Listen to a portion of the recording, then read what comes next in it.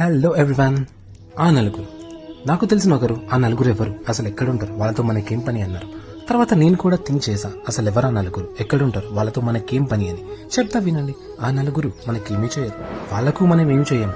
ఏదో మాట సాయమో లేక 100 వెయ్యో అంటే ఆ నలుగురు చేస్తారు.